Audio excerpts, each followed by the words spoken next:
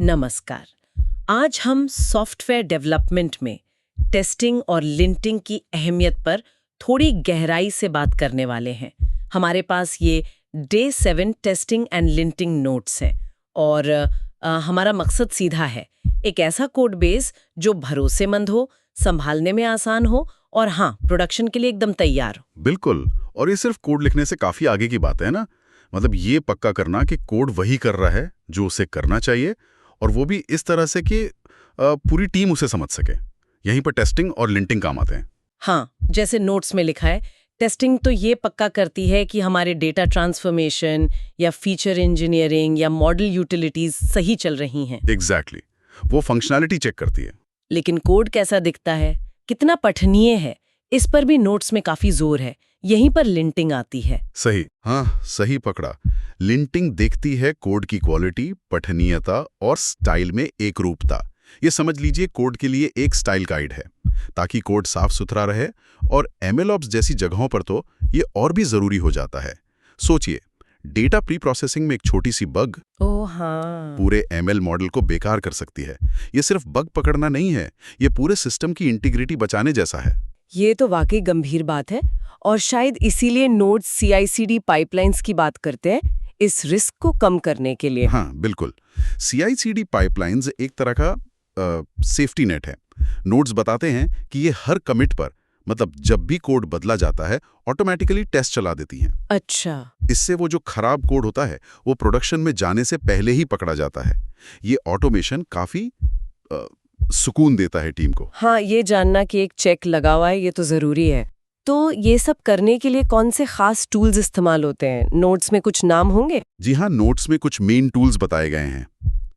Testing के लिए है पाइटेस्ट, और ये देखने के लिए कि कितना कोड टेस्ट हुआ है, मतलब कवरेज, उसके लिए है पाइटेस्ट कोव। ओके, पाइटेस्ट और पाइटेस्ट कोव। और फिर कोड को फॉर्मेट करने और स्टाइल एरर पकड़ने के लिए ब्लैक, आईसॉट और फ्लेकेट जैसे लिंटर्स और फॉर्मेटर्स हैं। और नोट्स में ऑटोमेशन पर काफी फोकस दिख रहा है। सिर्फ CI/CD नहीं, बल्कि डेवलपमेंट के वक्त भी। ये प्री कमिट हुक्स क्या हैं? हाँ, ये ऑटोमेशन का एक और लेवल है। नोट्स में .precommitconfig.yaml फाइल का जिक्र है। इससे प्री कमिट हुक सेट होते हैं। अच्छा, तो इसका फायदा? फायदा यह है कि जब भी कोई डेवलपर कोड गिट कमिट करने जाता है, ये हुक अपने आप कोड को फॉर्मेट और लिंट कर देते हैं। मतलब गड़बड़ियां कमिट होने से पहले ही ठीक हो जाती हैं। अरे वाह, ये तो बढ़िया है। तो गलती आगे जाने का चांस ही कम हो गया। बिल्कुल। और फिर ये ऑटोमेशन आगे CI/CD तक जाता है, जैसे GitHub Actions के साथ। नोट्स में शायद .github-workflows-tests.yaml जैसा कुछ था। सही, वो एक वर्कफ्लो फाइल का उदाहरण है। ये पक्का करता है कि जब भी कोड रिपोजिटरी में पुश हो या कोई पुल रिक्वेस्ट आए, तो सारे टेस्ट और कवरेज चेक अपने आप चलें। तो ये एक तरह का ऑटोमेटेड क्वालिटी गेट बन गया है ना? हाँ बिल्कुल वही। तो पूरी प्रोसेस को अगर देखें, पहले टूल्स इंस्टॉल करो, पिप इंस्टॉल वगैरह, फिर टेस्ट लिखो, जैसे वो testsample.py वाला उदाहरण था, पाइटेस्ट कव चलाओ, फॉर्मेटर्स चलाओ, प्री कमिट सेट करो और फिर CI कॉन्फ़िगर कर दो। हाँ, ये एक सिस्टमैटिक तरीका है कोड की क्वालिटी बनाए रखने का। और नोट्स एक टारगेट भी देते हैं, कम से कम 80% टेस्ट कवरेज। 80% कवरेज, ये एक अच्छा बेंचमार्क लगता है। हाँ, ये बताता है कि आपके कोड का कितना हिस्सा टेस्ट से गुजर चुका है। एक ठीक-ठाक भरोसा देता है। तो कुल मिलाकर कह सकते हैं कि ये तकनीकें टेस्टिंग, लिंटिंग और ये सारा ऑटोमेशन अपनाने से कोड ज्यादा भरोसेमंद बनता है, उसको मेंटेन करना आसान होता है। बिल्कुल। और ऑटोमेटेड जांचें ये पक्का करती हैं कि सिर्फ अच्छी क्वालिटी का कोड ही प्रोडक्शन तक जाए। MLOps जैसी क्रिटिकल जगहों के लिए तो ये बहुत ही अहम है। हाँ, ये कोड बेस के लिए एक मजबूत, सेहतमंद बुनियाद बनाता है। और यहीं पर इन नोट्स से एक दिलचस्प सवाल भी उठता है, जिस पर सोचा जा सकता है। अच्छा, क्या? नोट्स कहते हैं 80% कवरेज अच्छा लक्ष्य है, पर क्या हमेशा 100% कोड कवरेज का ही टारगेट रखना चाहिए? क्या ये प्रैक्टिकल है, या कहीं ऐसा करने से डेवलपमेंट की रफ्तार ही धीमी न पड़ जाए? ये एक बैलेंस वाली बात है ना? सोचने लायक। starsintern.com के जरिए जो इंटर्नशिप कर रहे हैं उनके लिए। बिल्कुल। और इसका मकसद तो मतलब साफ ही लग रहा है, जो एकेडमिक्स में पढ़ा है और इंडस्ट्री में असल में जो चाहिए होता है, हाँ, उसके बीच का फासला कम करना। सही बात है। अक्सर ये गैप बहुत बड़ा होता है। और ये है किसके लिए?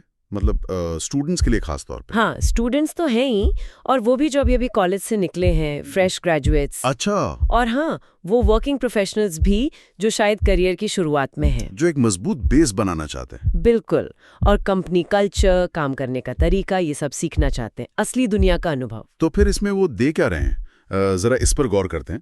एक तो इनका केटी प्रोग्राम है, नॉलेज ट्रांसफर। हाँ, जो काफी स्ट्रक्चर्ड लग रहा है। रोज के प्रोजेक्ट्स पर काम। अच्छा, डेली बेसिस पर। हाँ, डेली प्रोजेक्ट बेस्ड लर्निंग। फिर हर हफ्ते मेंटरशिप भी है। ये जरूरी है। और फिर डोमेन से जुड़े लाइव प्रोजेक्ट्स, मतलब असली कॉर्पोरेट माहौल जैसा कुछ। हाँ, और इसमें एक और चीज जो मुझे दिलचस्प लगी, वो है इनका वर्क कल्चर कोर्स। हाँ, अच्छा, ये अलग से है। हाँ, मतलब सिर्फ टेक्निकल स्किल्स नहीं, बल्कि ऑफिस में कैसे बर्ताव करना है, टीम में कैसे काम करना है। अच्छा, वो सॉफ्ट स्किल्स वाली बात। बिल्कुल, ये समझना कि दफ्तर चलता कैसे है। अक्सर यही तो ब्रिज करना मुश्किल होता है, वो किताबी दुनिया और असली ऑफिस। सही कहा, ये बहुत बड़ा पॉइंट है। तो ये कोर्स शायद इसी में मदद करेगा। लगता तो यही है। ये एकेडमिक और प्रैक्टिकल दुनिया के बीच एक जरूरी पुल जैसा है। अच्छा, फिर फायदों की बात करें तो अरे, लिस्ट तो काफी लंबी है। प्रोजेक्ट आधारित इंटर्नशिप तो है ही। रोज के केटी सेशंस, 90 से ज्यादा तो एक दिन वाले इंडस्ट्री सिनेरियो बेस्ड प्रोजेक्ट्स हैं। बाप रे, 90+ प्रोजेक्ट्स भी। ओके।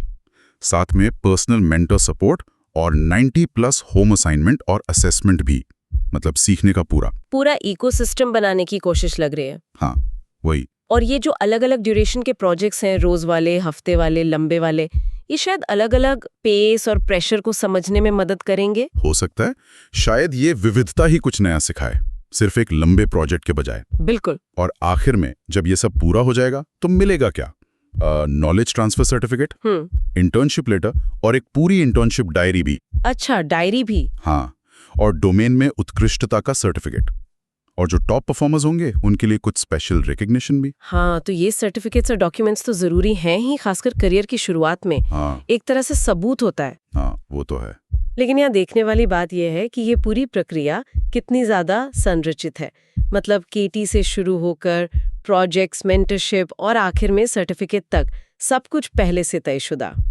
तो कुल मिलाकर देखें तो एक्यूमेन AI, टेक और starsintern.com का ये जो प्रोग्राम है, ये एकेडमिक ज्ञान को प्रैक्टिकल इंडस्ट्री स्किल्स में बदलने का एक बहुत ही व्यवस्थित एक पूरा रास्ता जैसा लगता है। हाँ, एक पैकेज जैसा। और इसमें सिर्फ क्या करना है ये नहीं, बल्कि कैसे करना है, यानी वो कल्चर, उस पर भी ध्यान दिया गया है। हाँ, ये संरचना और स्पष्टता यकीनन कई लोगों के लिए फायदेमंद होगी।